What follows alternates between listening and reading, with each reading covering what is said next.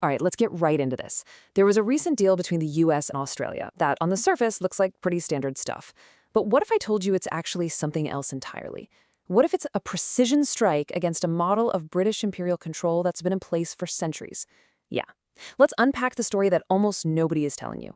You see, it all starts with this one phrase, almost buried in the Australian Prime Minister's comments at the White House. He said his plan is about not just digging things up and exporting them.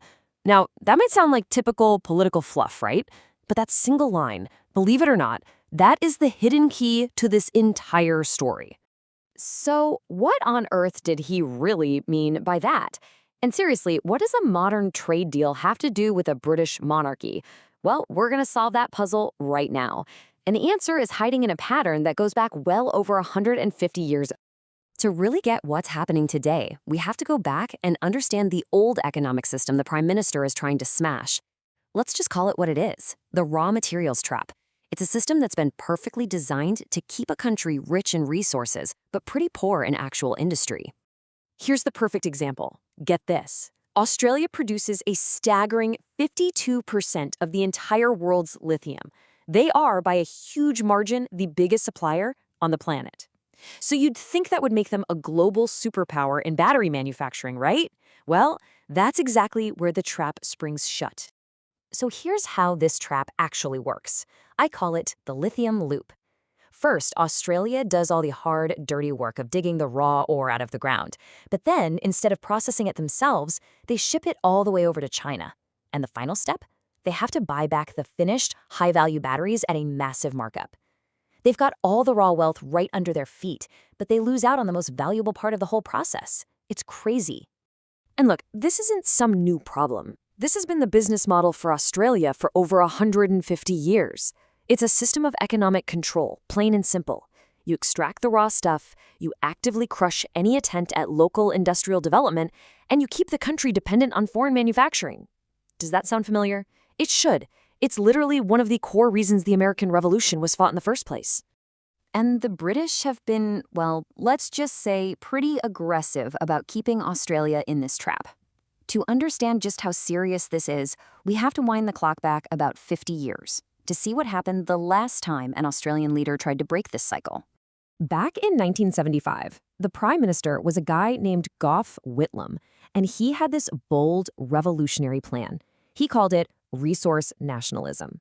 The idea was actually pretty simple. Australia should control its own natural resources, process them in Australia, and use that incredible wealth to directly benefit Australian citizens. So who was he up against? Well, here's the thing. At the time, Australia's resources weren't really Australia's.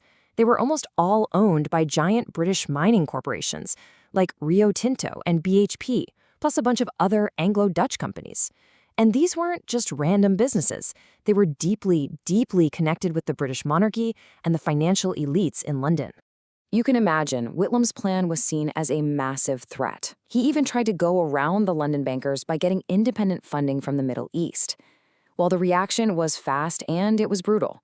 In November of 1975, the Crown's handpicked representative in Australia, the Governor-General, did something that had never been done before. He just fired the democratically elected Prime Minister. It was over. And even though tens of thousands of people poured into the streets to protest, the decision stood.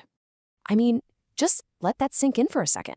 A popular, democratically elected leader who was a threat to powerful British economic interests was just removed from office. And the weapon they used to do it? The so-called reserve powers of the British Crown. It was an absolutely stunning, shocking display of where the real power was. Okay, so a wild political crisis from 50 years ago, what in the world does that have to do with today? Well, it has everything to do with it. That history is the context. It's the reason why this new US-Australia deal is so incredibly important. It's a potential break from that exact same power structure. Let's just look at this side by side.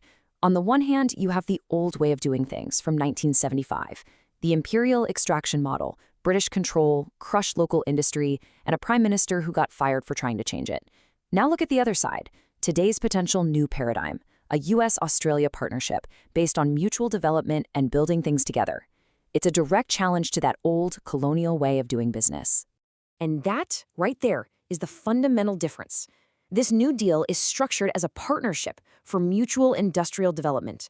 It's not about America just taking resources from Australia. It's about building the processing and manufacturing capacity together in Australia. It is the very thing that got Gough Whitlam dismissed all those years ago. Which brings us to the big final question. When the Australian Prime Minister stands there in the White House and talks about a future made in Australia, he's not just talking about jobs and trade. He's throwing a punch at a colonial economic model that's been choking the country for 150 years. And the question for all of us now is this time finally going to be different?